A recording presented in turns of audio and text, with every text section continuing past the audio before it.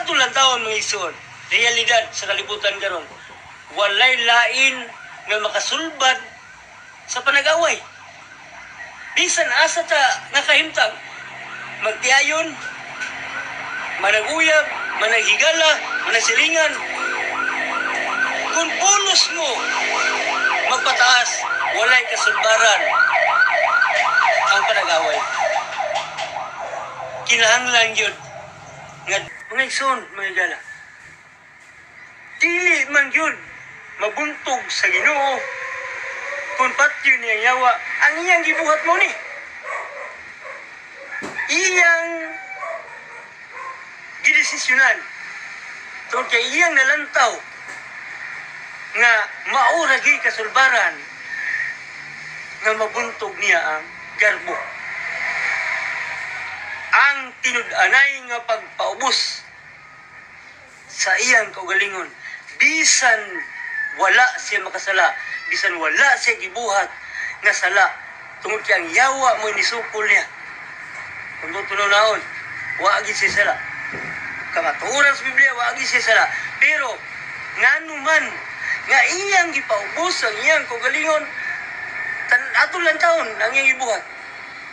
Bisag di pa ko mo gamit og teksto may son, kung gusto mo teksto na idaghan na to teksto sa Biblia, nga ato pamatudaan, nga kana tinuod gyud ginahitabo ug kamatuoran sa Biblia, nga kana mao gyud nahitabo ug gusto ipaabot sa atos Ginoo, nga kana nga mga pangitabo mga igsoon, mga igala, atong sabtan tungod kaniya na pagiha makadesisyon ta. Okay, ang tinud-anay nga pagpaubos ang gibuhat ni Kristo, gibiyaan niya ang langit, hari siya sa tanan hari, Diyos sa tanan Diyos. Dili lalim ang iyang gibuhat, dili sayon. Pero man, dili lang kay gugma ang iyang gibati. Dili lang gugma, kundili tinud-anay nga pagpaubos nga walay rason. Ang pagpaubos sa yawa sa Diyos, ang pagpaubos ni Kristo, mao ra gyud kasulbaran mga igala may suot nga mapildi niya ang yawa.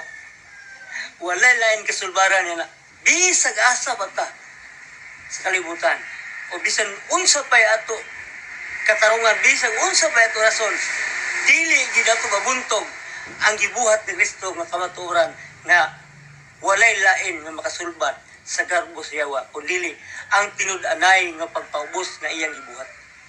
Grabe ka nindot kay plandungon may isun. Ginala, mo ginang sabta na to.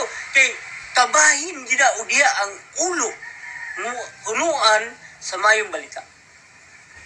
Ato na sabtan, ang tinud-anay nga pagpaubos, Diyos siya, hari sa tanan hari, gihukas niya, gibiyaan niya, Pilipos 2:5 versikulo 7.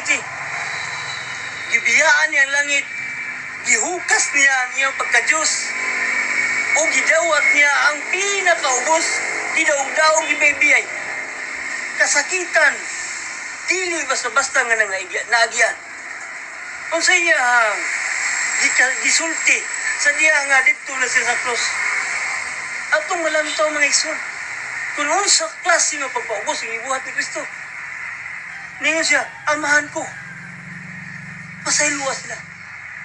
Kay wagin sila kabalo kung unsa ilang gibuhat. Kay nakabalo pa lang yun ang mga tao ito panahon na nga ang plano des Ginoo mo pagbuntog si yawa.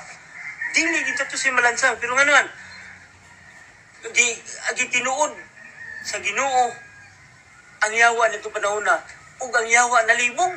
Sa may plano ani? Kung sa may plano ni, kung sa may gusto ani pasantop, nalipay siya mga igsoon ang yawa sa kamatayon sa Diyos, sa kamatayon ni Kristo. Pero wala siya kabalo.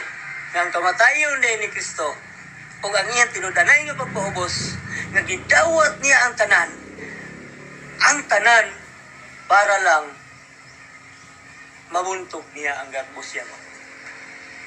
Ingana ang pinakasikreto mga igsoon. Maunay hinungdan nga nung wala niya pati ang yawa, tungod kay iyang gipamatudan nga pinaagi sa iyang gibuhat, dirit takapildihon. Tinud-anay nga pagpaubos. Walay lain kasulbaran sa diha nga bisan unsa nga kahimtang manag-uyab, manag-asawa, silingan, magsuon, Kung puros magpataas ang isa ag isa, walay kasulbaran sa panag-away. Isa ra gid ang kasulbaran na ang pagpaubos bisan dili ikaw nakasala. Kung ikaw na ibalos, kamaturan, ikaw na ibalo na walay lain kasulbaran ini, mao ang pagpaubos. Buhata, bisag dili ikaw ang nakasala. Nga naman, sobra pa ana ang gibuhat ni Kristo.